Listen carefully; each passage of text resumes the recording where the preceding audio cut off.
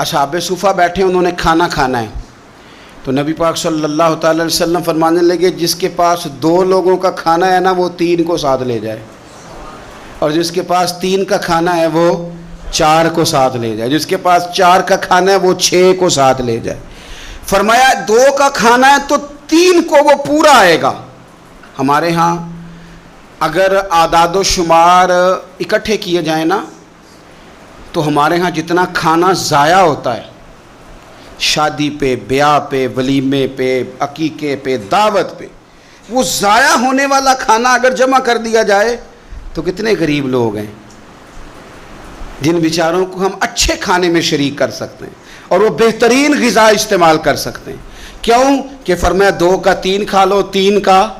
4 کھا لو، 4 کا 6 لوگ کھا سکتے ہیں۔ اس سوچ کو جو سوچ رسول پاک نے عطا فرمائی تو آپ دیکھ سکتے ہیں کتنے سارے لوگوں کو کھانا میسر آتا ہے۔ ہم نے اب کیا کیا ہے، ہم نے دعوتیں بنائی ہیں تو امیروں کی، تحفے دینے ہیں تو دعوتیں بھی امیروں کی ہیں، اور ہمارا اٹھنا بیٹھنا بھی، تو ہر چیز میں ہم نے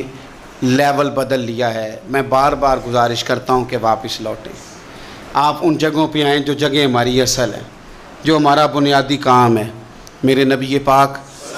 صلی اللہ علیہ وسلم نے فرمایا وہ دعوت ملعون ہے، لعنتی ہے،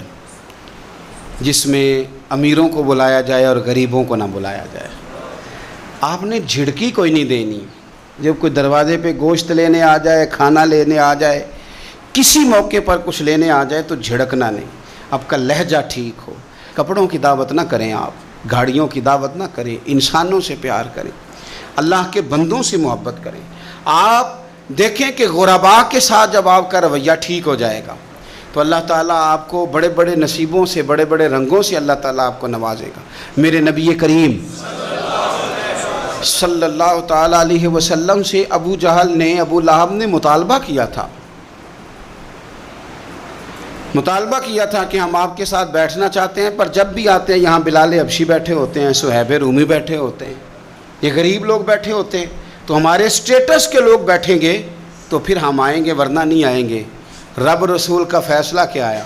اور میں تم نے بیٹھنا ہے تو بیٹھو، نہیں بیٹھنا تو نہ بیٹھو، بلال یہیں بیٹھے رہیں گے، صہیب یہیں بیٹھے رہیں گے، عمار بن یاسر یہیں بیٹھیں گے، سلمان فارسی یہیں بیٹھیں گے، غرباء اسی مقام پہ رہیں گے، ان کو اٹھایا نہیں جائے۔ تو آپ یہ عید کا جو موقع ہے، چھوٹی ہو یا بڑی ہو، اس کے بعد جتنے مواقع ہیں اپنے غرباء کو نہ بھولیں۔ اور آپ کو پتہ ہے رشتہ دار سے صلہ رحمی کریں تو ڈبل ثواب ملتا ہے۔ اگر رشتہ دار غریب ہو تو ایک غریب کو دینے کا، ایک رشتہ نبھانے کا ڈبل اجر ملتا ہے۔ ہمارے اپنوں میں، بہن بھائیوں میں چونکہ چھوٹی چھوٹی باتوں سے ناراضگی ہو جاتی ہے، اور وہ چھوٹی چھوٹی باتیں پھر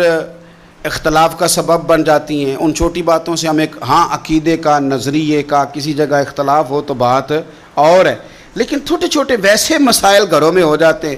تو ہم ان مسائل کی بنیاد پر اتنے دور ہو جاتے ہیں، اتنا وہ بد عقیدہ ہوا، نہ دین چھوڑ گیا، نہ کوئی اور مسئلہ ہوا، لیکن ہم نے اتنی دوریاں کر لیں کہ بہت سارے لوگ ہمارے دسترخوان سے کھا رہے ہیں، بہت سارے لوگ ہیں جو ہماری جیب سے پل رہے ہیں، پر ہمارے اپنے ہم سے دور ہو گئے، ان کو ہم قریب نہیں کرتے۔ تو بھائی جس سے بھی آپ کا لین دین بڑھے گا کہیں نہ کہیں تو کمزوری ہو ہی جائے گی۔ اپنوں کو اپنوں سے دور نہ کریں، انہیں دیں، انہیں نوازیں، ان کا خیال کریں۔ میرے نبی پاک صلی اللہ تعالیٰ علیہ وسلم نے فرمایا جو چاہتا ہے رزق بھی زیادہ ہو، عمر بھی لمبی ہو، وہ اپنے رشتہ داروں سے اچھا سلوک کرے۔